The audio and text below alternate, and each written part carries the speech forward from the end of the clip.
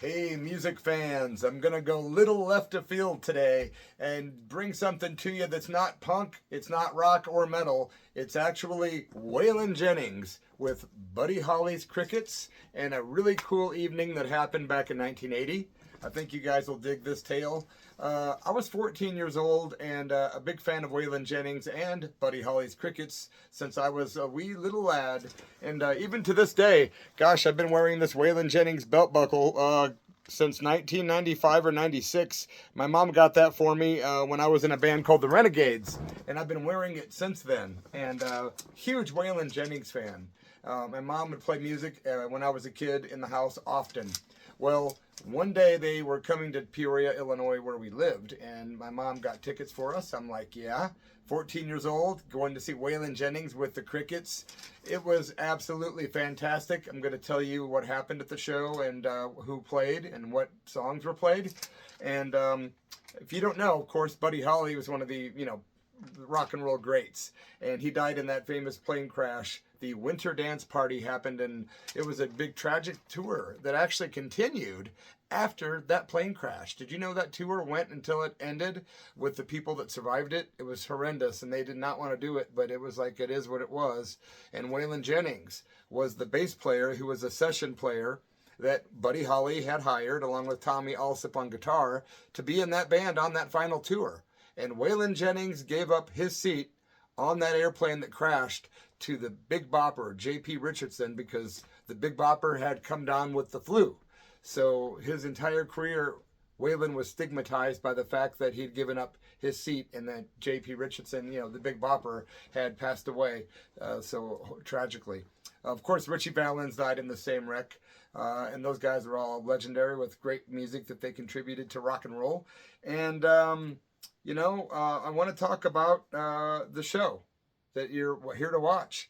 My mom took me to the Peoria, Illinois Civic Center. We were excited. It was Waylon Jennings with Buddy Holly's Crickets. And also Waylon's band was called the Waylors. So the tour was like Waylon Jennings and the Waylors featuring Buddy Holly's Crickets. And also on the bill, which was awesome because I was a fan of her, was Waylon Jennings' wife, Jessi Colter. She's awesome. She's best remembered as her from her 1976 hit, I'm Not Lisa.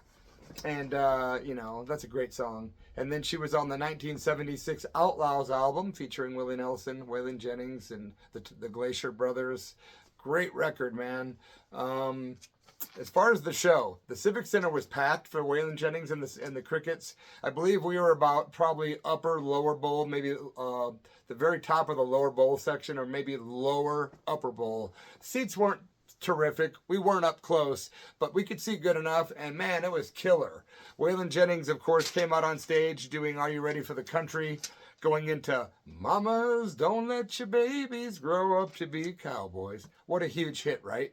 And now, you either like this stuff or you hate it, so hopefully you're sticking with me here, folks. I've Always Been Crazy was the famous album that I liked the best and still do by Waylon Jennings from 1978. That was a killer album that featured a medley with Buddy Holly's Crickets that Waylon was doing live, and it was killer.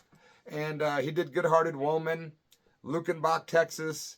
And then, of course, the Crickets came out about halfway through the show, which was really amazing. I wanted to back up a little bit, too, and we'll say Jessi Colter is awesome, Waylon's wife. She used to be married to Dwayne Eddy, and then she married Waylon in '69, changed her name from Miriam to Jessi Colter after the outlaw Jesse James' old friend, apparently, according to books. Jessi Colter was born, and she became her own artist in her own right, one of the very few females to emerge from the outlaw country movement. And when she performed, it was great. She just did like a real short set, maybe 20 minutes or something, doing I'm Not Lisa and a couple of other hits that really weren't something I was aware of, but they were great. So back to Waylon. When the Crickets came out, my mom and I were super excited, man. I'm 14 years old. I'm like, wow, this is Waylon Jennings. And he was like really at his prime. If you go to YouTube and check out these videos of him with the Crickets, you're going to see the Crickets come out and, half dressed like outlaw country guys and just big hats and beards. It was really trippy. But they came out on stage and did 3 songs by Buddy Holly and the Crickets, the same ones that were on the album, I've Always Been Crazy. They did a medley of Well, It's All Right. I think, who else covered that? Blind Faith later, I think. Also, they did It's So Easy, you know, and Peggy Sue. So 3 staples in the Buddy Holly discography were performed with Waylon on guitar and singing, and the guys in the band, of course, that night, I had to make my notes. Yep, Sonny Curtis was on guitar and vocals, and I actually got to interview Sonny Curtis, in about 2000. That's another story for later. Also, Joe B. Malden was on the big upright bass and doing backing vocals. And J.J. Allison, legendary drummer of the Crickets, was on drums. It was real cool, man. The whole place erupted because anyone there to see Waylon knew his history about being in the Crickets, albeit temporarily. But his place in history of rock and roll is definitely there. And it was cool to see Waylon Jennings with the Crickets. And the guys were awesome. They were tight. And everyone in the band really looked cool. Especially Sonny Curtis. He had a big hat on, kind of frizzly hair, a big beard. It was like, whoa, that's not the Sonny Curtis I remember from the 50s, you know. But hey, it was 1980, man. Waylon also did that night Honky Tonk Heroes. Are you sure Hank Done It This Way? What a cool tune, right? If you're into outlaw country, that's one of the legends. Amanda, which was a big hit for Waylon Jennings. By the way, did you know that Waylon Jennings had 16 #1 hit songs on the music charts in his career? That's quite a few, man. He also performed This Time, which is probably my all-time favorite Waylon Jennings song. This Time from 1974, I believe. And then he did Don't You Think This Outlaw Bit's Done Got Out of Hand? Another complete classic by Waylon Jennings.